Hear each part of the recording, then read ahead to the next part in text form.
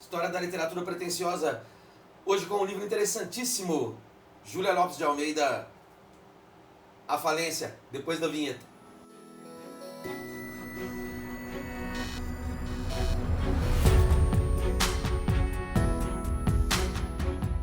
Romance narrado em terceira pessoa, é o final do século XIX. O livro sai no comecinho do século XX, como você vê aqui na data. Narrativa muito influenciada pelo determinismo, pelo realismo, pelo naturalismo, comuns em O Bom Crioulo, O Curtiço, até o próprio Ateneu, que tem marcas deterministas também. O que é isso? O homem é fruto do meio, um valor que é dado durante a narrativa à descrição do ambiente. Vocês vão descobrir aqui que esse ambiente vai influenciar um tanto o humor e o andamento dos personagens. O que temos aqui? Um Rio de Janeiro urbano, cafeicultores. Joaquim Teodoro é calvo, gordo, um sujeito conservador, tradicional, que vende café e que vai sentir, logo no primeiro capítulo, a presença de um comerciante um pouco mais audacioso, um pouco mais dinâmico, que é o Gama Torres. O personagem logo do início, importante, é Francisco Teodoro. Francisco Teodoro vai se aproximar de Camila, vai ter filhos com ela, Mário, as duas gêmeas, e vai morar num palacete. Camila é de uma outra classe social, estava prestes a voltar ao Nordeste, a Sergipe, e levado por um amigo, acaba se aproximando de Camila, fazendo a corte, a moda do final do século XIX. E eles se casam, ela é um pouco tímida, retraída, casta, enfim. A narrativa é um tanto lenta, mas tem um apego à análise psicológica de personagem.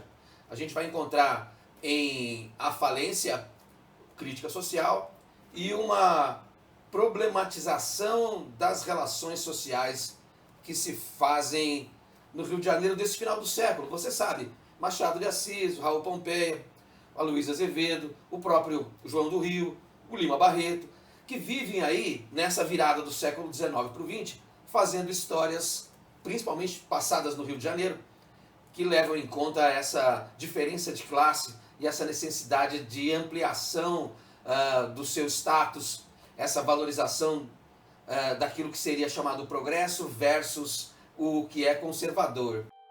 No capítulo 10, o leitor se depara com um embate entre a tia Joana, conservadora, religiosa, e o discurso do Dr. Gervásio a respeito da religiosidade. O Dr. Gervásio vai ser cobrado sobre ter religião e vai responder: eu rezo pelos meus deuses. Dante, Camões, Shakespeare. Repare que nessa cena é possível observar essa crítica à hipocrisia de quem se diz religioso e fica preocupado com a postura de outros, fazendo cobranças de modo incisivo. Já no capítulo 11, o leitor se depara com o percurso pela cidade do Capitão Rino, que vai procurar um padre para se despedir, um padre antigo amigo, mas o que se passa na cabeça de Rino, ligado à Marinha, é Camila desprezando. Mais do que isso, o Capitão Rino se sente bem incomodado porque Camila não só não gosta dele, Rino, como prefere ficar com Gervásio.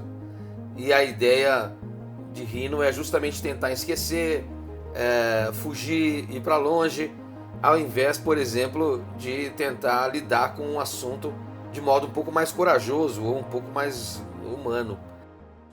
Uma das cenas interessantes do começo do livro é o momento que Francisco Teodoro se despede do Neves e aperta-lhe a mão e vai para o escritório. Na escada encontra o mulato Isidoro com a vassoura na mão. Fala: cuidado, não me tirem as teias de aranha do armazém, Isidoro. Não, senhor, eu sei, isso dá felicidade. A narrativa faz questão de marcar essa posição bastante folclórica para colocar Francisco Teodoro e seu entorno no lugar dos comerciantes da moda antiga e sem muita preocupação em tornar a vida do comércio mais dinâmica. Enfim, vamos às principais partes desse livro agora. Francisco Teodoro e Camila, 4 filhos. Mário, o mais velho, sabe do caso de sua mãe com o Dr. Gervásio. Noca é a criada mais experiente da casa e exerce liderança sobre as outras empregadas, sobre os outros empregados. Nina, sobrinha de Camila, é adotada pela família e apaixonada por Mário, que a despreza. Este chega até a namorar uma francesa e exibe sua fortuna para os demais. Depois troca por uma garota morena, carioca. Francisco Teodoro, o pai, fazia também questão de expor à sociedade que possuía muito dinheiro e até doava algumas somas à igreja. Incentivado por um tal Braga, Francisco Teodoro faz transações financeiras com a Bolsa de Valores e perde uma fortuna. Desiludido e envergonhado, comete suicídio com um revólver em sua casa.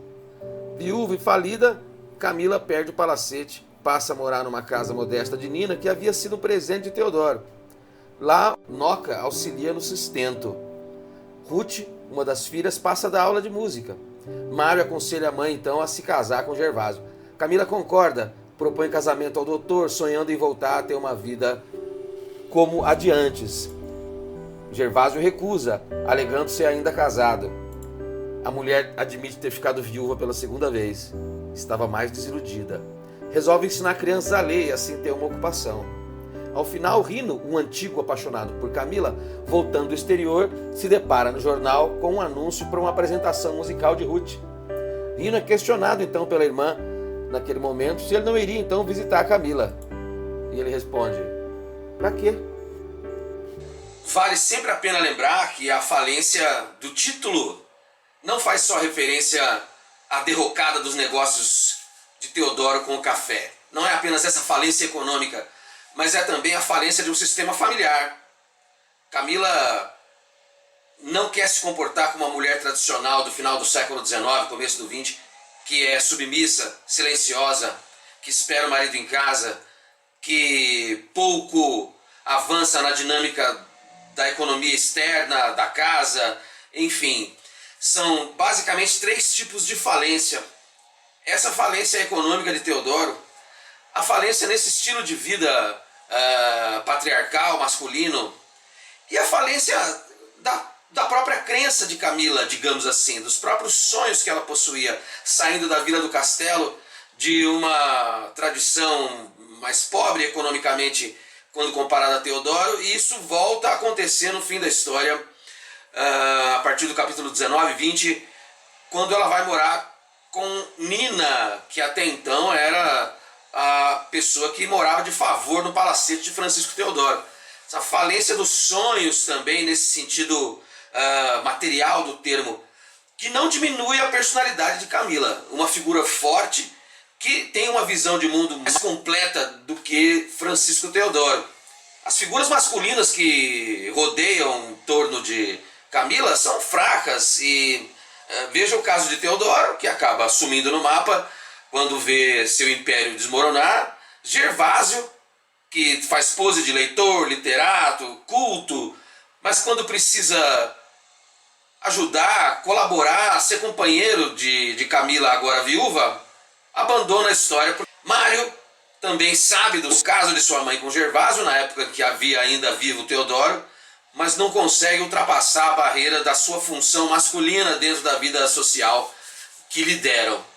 A falência é uma história do final do século XIX, um romance com frases não muito longas, discursos diretos e uma visão do Rio de Janeiro que não é obviamente nada romântica, e isso traz novas luzes para aquilo que se conhecia apenas através de Machado de Assis e Luiz Azevedo.